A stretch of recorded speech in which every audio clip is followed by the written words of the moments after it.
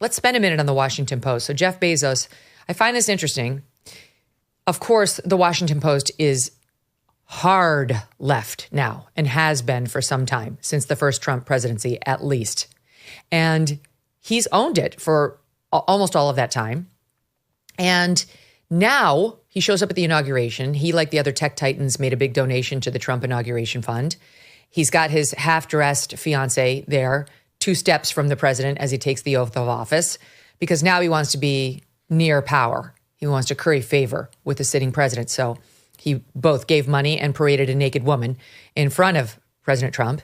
And now the third move is he's changing the editorial policy on the Washington Post opinion page. He writes this long message on X, which reads in part as follows. We are going to be writing every day in support of and in defense of 2 pillars: personal liberties, my interpretation of that is the Bill of Rights, and free markets, meaning capitalism and not government control of everything in our economy. We will cover other topics too, of course, but viewpoints opposing those pillars will be left to be published by others.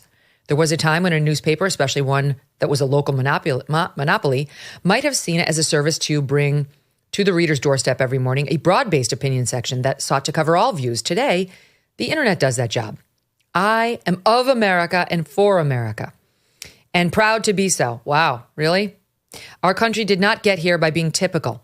And a big part of America's success has been freedom in the economic realm and everywhere else. Freedom is ethical. It minimizes coercion and practical.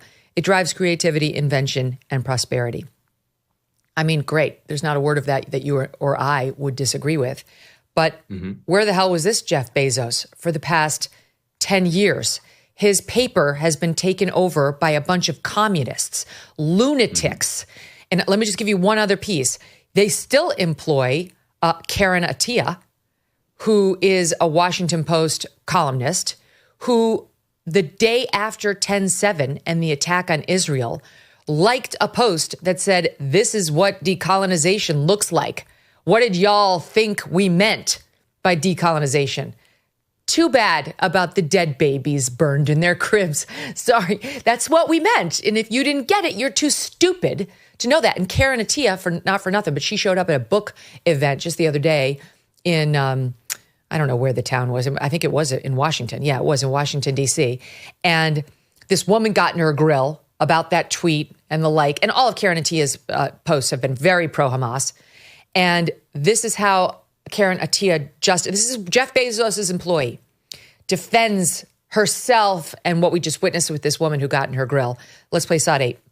Make no apologies for standing on the side of Palestinian liberation at all. That's all I'll say about that. And I hope this is actually an example of the backlash of how violent the social media discourse is, how violent it is, the response is to anyone who speaks about Israel-Palestine, and frankly, I would say particularly if you're Black.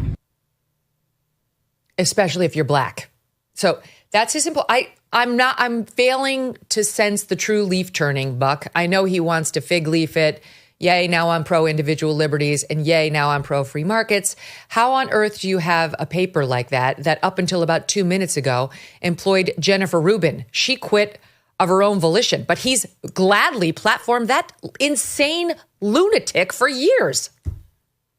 Well, this is where we have to start to look at who is truly at a moment of recognition that they had been wrong or they had been backing the wrong team. You know, who's been red-pilled versus who is going with where the winds are right now. I mean, I don't believe for one second, as somebody who was absolutely hounded by the New York Times did a hit piece on me during COVID. Everything I said during COVID turned out to be true, by the way. You know, masks are a joke, lockdowns are idiotic. It didn't matter, right? Facebook shut me down. I've had multiple YouTube shows banned. Anyway, you know, poor me. I'm just saying the point is these tech barons, when it mattered, were not just MIA. They were worse than that, actually. They were leading the charge to shut us down. I think there's no question. You look at somebody like Elon, he has been truly red-pilled, and his story, I mean, I think it's quite clear to everybody. I have a tremendous amount of respect for the guy. his story about what happened to his son, where they transed his son, and he shared this publicly. I believe Elon is truly and dearly on our team now. On team sanity, on team freedom and Western civilization. There is a contingent of the Democrat Party, and that's, you mentioned this or showed us also this person from the Washington Post. There's a contingent of the Democrat Party that honestly is deeply ideologically and emotionally tied to barbarousness and evil. And this is something that I saw after 9/11 when I was in college, and there were Democrats. There was we had a whole school meeting, Megyn. I know I'm taking a little bit of a step back here. We had an all-school meeting on 9/11. People were finding out that they had relatives who were killed that day in my school. And one of the main professors for our foreign relations political science department said, this is what happens when you make people mad at you through your arrogant policy. And that was a really oh my moment, right? I mean, that was a holy, I cannot believe how sort of fetid and decrepit the ideology of the left, that, this guy was a self-described Marxist, by the way, so it wasn't really a surprise. October 7th, and this is where I'm bringing it up, was another moment of you're either with the good guys or the bad guys on this. And I know people like to pretend that they care so much about Palestine. The Americans who care so much about Palestine, they know nothing. There is no Palestine. Put that aside. They're ignoramuses on the issue. They view it as a racial conflict because they're so dumb that they don't understand that Israel is actually a multi-ethnic society. The 20% of Israel is of Arab and often Muslim background. They don't know anything. All they know is Israel, it must be a bunch of guys who look like Jerry Seinfeld. It's all a bunch of like rich white guys in Israel, and they're hurting the brown people who are the Palestinians. And that will get you a column at the Washington Post. This is the point. That kind of mentality until now was absolutely supported and platformed at a lot of these legacy institutions. So the fact that that's turning around now a bit is a good thing. But to your point about Jeff Bezos, I'm not, he's not Elon, I mean, I'm not convinced. I don't believe him for 1 second. I believe his critics who say this is about saving and currying advantage for his other businesses like Amazon, which is potentially facing an antitrust problem, maybe Blue Origin. This is ridiculous. And by the way, just one other point, and I'll give it back to you. Sure. Karen Attiah then throwing in the race card at the end. Like, they really come down on you if you support Hamas. It's really outrageous. Yes, it is. It's amazing how we don't like people who support terror against innocents, but especially if you're black. Okay, she can't get over it. She's got to play the race card in her little DC book event. Like, I'm really getting it because of my black skin, not because of my support for these baby killers. It's because I'm black. Poor me. Until he roots out people like that, I don't believe him for 1 second that he's committed to anything different than what he's been doing. I believe the people who say he's worried about his other businesses. Go ahead, Buck.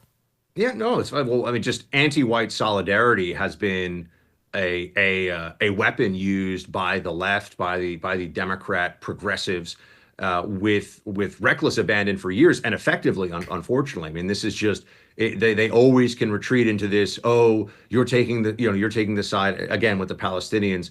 You're taking the side of Israel because they're white. It's like that. This is so ahistorical and absurd, but it doesn't matter because people get scared. It's like calling people a racist in the 90s, right? You call someone a racist in the 90s, oh, I'm so sorry, into the 2000s. And then they elevated it and it became white supremacist, right? That was the next. I mean, you remember when a white supremacist was like a lunatic with a shaved head and swastikas like tattooed all over him, whatever? Yes. Then all of a sudden the New York Times in the Obama years starts saying that white supremacy is not being an active anti-racist. You're like, hold on a second. This is a complete transformation. Just one word about Jeff Bezos, Megyn, and I'm putting this out there. I'm not totally convinced of this, but I will say, I think that, and I have observed this as a guy, as an American male, I think that, the guy's obviously gone on a regimen. He's got probably a peptide stack, maybe taken more than just peptides, if you know what I mean. Oh yeah, he looks dramatically different.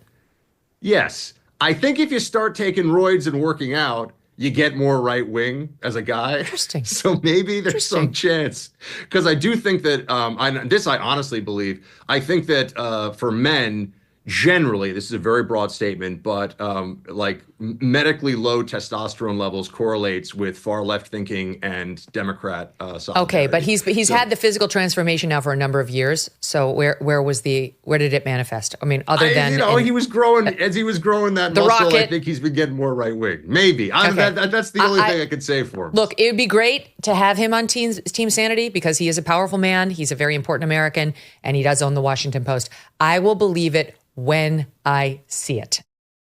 You don't just go out and buy a life jacket when the boat is already sinking, and you don't buy gold when the economy has already collapsed. Clearly, others are heeding this advice as gold hit all-time highs already this year. It's not too late for you too, and you could have Birch Gold help you diversify into physical gold. Birch Gold specializes in helping you convert an existing IRA or 401k into a tax-sheltered IRA in physical gold for no money out of pocket. One recent 5-star review said Birch Gold was, quote, knowledgeable, helpful, non-pressure. Get your free info kit on gold by texting the letters MK to the numbers 989898. There is no obligation, just useful information. With an A+ rating from the Better Business Bureau and countless 5-star reviews, text MK to 989898 and let the experts at Birch Gold help you secure your future today with gold. Thanks so much for watching. If you like what you just saw, hit the subscribe button for more clips and full episodes.